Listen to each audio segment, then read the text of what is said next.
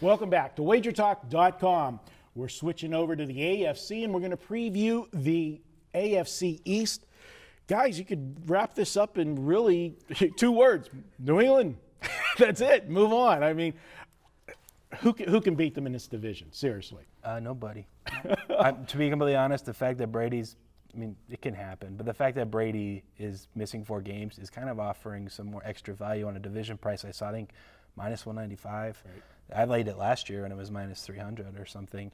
The Bills got a lot of hype, last season. So did the Dolphins to an extent. And the Jets are still the Jets. They got Fitzpatrick now officially signed, but I think every other team's kind of in a weird spot that is a complete step back from even some of the next tier teams. And the Patriots are obviously on a bigger tier than that. I think it's them. They're, minus 200-ish implies, whatever, 66, 67%. They're winning the division, I think, more like 80, 85% of the time, barring a big injury to Brady that keeps him out more of the season. So Patriots, like you said, 2 words, New England, whatever you want to do. I think it's theirs to win, and I'd be surprised if anyone else took it from them. To win a division, none of the other 3 teams have a superstar quarterback that's going to carry a team. Every year we hear some hype on Miami, that they're putting a piece together, and it falls apart. It's not there. I don't have faith in the quarterback there. Buffalo, they were exciting at times last year, but I think now that, people have seen what Rex is going to do in Buffalo, they saw what, Taylor did last year. They're going to be more prepared for Buffalo this year. I think Buffalo struggles this year I don't think he's going to make the next move. And Fitzpatrick, he's, come in late. He's still going to get his whole training camp to get ready. But, last year was a breakout year for him. That's, when has he done anything else? He's been a journeyman. How many teams has he played for now? So I don't have any faith in anybody else. I don't see anybody getting close to New England. Yeah, you take a look at New England, and Warren Sharp has a book out, and he breaks down salary caps. And New England is so good on the salary cap. There's 20 quarterbacks in the NFL that have a veteran contract.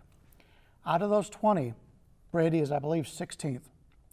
And the 3 behind him are very young guys or not very good at this point. If you could play, and we've seen the same thing out of Seattle before this season, when your quarterback, your best player, is a low-paid player, they can bring in guys around you and pay them more. And that's why New England continues to be competitive every other year when all the other teams go up and down.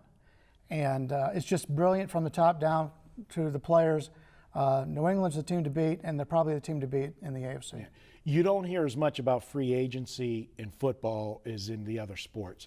But Belichick probably is the best at signing the right people to fill pieces on the team. And he gets the most, out of them. How many guys has he signed on at the ends of their career that he's actually extended their careers using them as situational players to keep the offense going or filling in a gap on the defense? The New England Patriots or the San Antonio Spurs of the NBA or vice versa, however you want to look at it. It's a great run organization, and it starts with the coaching. You either like him or you don't, but he gets the job done every year. Everybody wants to play for New England. Yeah, I'd play for him. I would too. Even though I'm from Cleveland and Cleveland fired him, if I had a kid, I'd love him to play for him.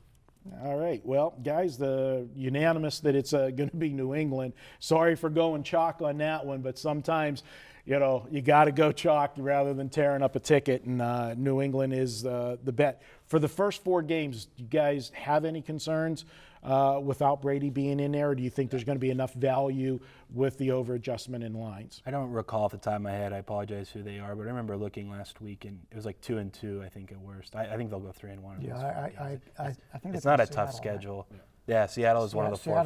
They open at Arizona. That's going to be Arizona. Yeah. I think those are the 2 potential losses. The other 2 games, they should take care of business. And if they win one of those, they totally could. If they come out of there at 2-2, they're still great. They're going to be so far ahead of anybody else. Even if somebody else happens to go 4-0, New England will still be favored to win that division. All right, there you go. Hey, guys, check it out. Weekend All Access. Get your favorite capper, get all of his plays Thursday through Monday. Now, with football starting, you're going to get both baseball plays and football plays all for that one price, $69. It's the best deal going. Check it out each and every week at Wager Talk. It's the weekend all access for just $69. We'll be back with more here at Wager Talk.